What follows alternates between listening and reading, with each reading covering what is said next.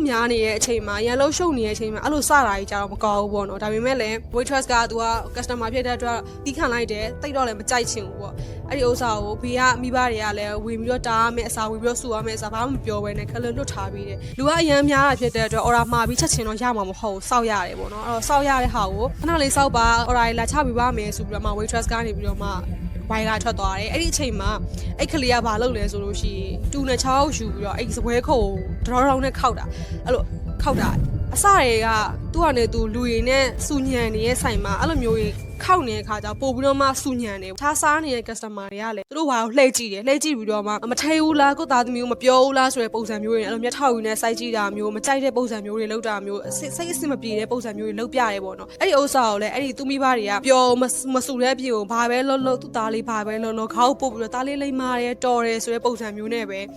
ခလေးကိုမြှောက်ပေးနေတဲ့ပုံစံမျိုးနဲ့ပဲလောက်တာပေါ့နော်အဲ့တော့ channel customer တွေကလည်းအရန်ကိုစိတ်နှောက်ယှက်ဖြစ်ရတယ်ဘာလို့လဲဆိုတော့တအားစူညံနေပြီးသားဆိုင်မှာထပ်ပြီးတော့မှစူညံလောက်တယ်ဆိုတော့ပိုဆိုးတာပေါ့နော်အဲ့ဒါနဲ့အဲ့ကလေးလေးကအဲ့လိုတူကို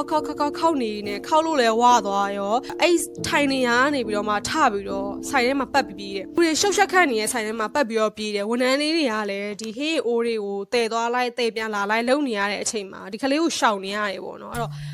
ဟောပေါ်အိုးတွေဆိုတာကြောင့်ဟေးအပြည့်ဖြည့်ပြီးတော့လို့ပွက်ဆူနေတဲ့ဟေးအိုးကြီးတွေကိုအလေးကြီးတွေကိုတည်လာရတဲ့ဥစ္စာကိုအဲ့ကလေးကအဲ့ဒီဝန်ထမ်းတွေကြားမှာဖြတ်ပြေးနေရောအဲ့ဒီဝန်ထမ်းတွေကတအားကိုခက်ခဲဖြစ်တယ်အဲ့တော့မတော်လို့ဒီဟေးအိုကြီးကမှောက်ကြပြီးတော့ဒီကလေးရဲ့မျက်နှာပေါ်ကြာတာဒီကလေးပေါ်ဖိတ်ကြရဲဆိုလို့ရှိပြဿနာပို့ပြီးတော့မှရှင်းရခတ်မယ်ပို့ဆိုးမယ်ပေါ့နော်အဲ့ကြောင့်မလို့အဲ့ဒီတခြားဝန်ထမ်းလေးတွေကဒီကလေးရဲ့မိဘကိုလာပြီးတော့ပြောတယ်ဒါလေးကို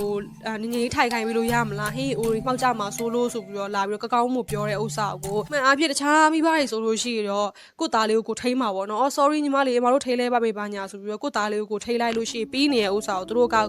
ကိုထိရမယ့်အစားပြန်ပြီးတော့မှအဲ့ဒီလာပြောတဲ့ဝန်ထမ်းကောင်မလေးကိုရန်ပြန်တွေ့ဆိုင်မှာနင်တို့လောက်ရမယ့်အလုံးတို့လောက်ပေါ့ခလေးဆိုတာဆော့ရမယ်ဆော့မှာပဲခလေးဆော့တာအပြစ်မဟုတ်ဘူးပေါ့နော်ခလေးကဆော့မှာပဲဒါသူ့ကိုသွားပြီးပြစ်ပြောလို့မရအောင်နင်တို့ဒီအိုမမောက်အောင်ဟိုကမှနင်တို့တာကိုဒါနင်တို့အလုပ်ပဲဒါငါတို့နဲ့မဆိုင်ဘူးဆိုပြီးတော့အဲ့လိုမမောက်မာကြီးပြန်ပြောတယ်ပေါ့နော်ဝန်ထမ်းကောင်မလေးကလည်းစိတ်ကတူနေပြီဆိုတော့မဟုတ်ဘူးကျမတို့ကရှင်းပြတာပေါ့နော်ဒါခလေးပေါ်ကိုဖိတ်ချမှာဆိုလို့ရှင်းပြတာပြန်ပြောတာမဟုတ်ဘူးရှင်းပြတဲ့ဥစ္စာကိုဒါသူတို့ပြန်ပြောရကောင်းလားဆိုပြီးတော့ထပြီးတော့အဲ့လိုစိတ်ဆိုးမှန်ဆိုးနေအဲ့လိုလက်ပါချေပါလုံးမဲ့အနေထားမျိုးအမူအရာမျိုးပြရဲပေါ့နော်အဲ့မှာမန်နေဂျာကနေရောက်လာပြီးတော့မအောင်စိတ်မဆိုးပါနဲ့ဘာညာဆိုတောင်းပန်ပြီးတော့ဒါအသားပွဲတစ်ပွဲလက်ဆောက်ပေးပါမယ်ဆိုပြီးတော့မှပြဿနာကိုဖြေရှင်းလိုက်တယ်ပေါ့နော်သူတို့ကလည်းသူတို့လုပ်တဲ့ဥစ္စာသူတို့မှားတဲ့ဥစ္စာကိုသူတို့မတောင်းပန်ခိုင်းတဲ့အပြင်ကိုအသားပွဲဟင်းပွဲလက်ဆောက်ပေးရဲဆိုတော့ပို့ပြီးတော့မှသူတို့မြှောက်ပေးလိုက်သူတို့ဖြစ်သွားတာ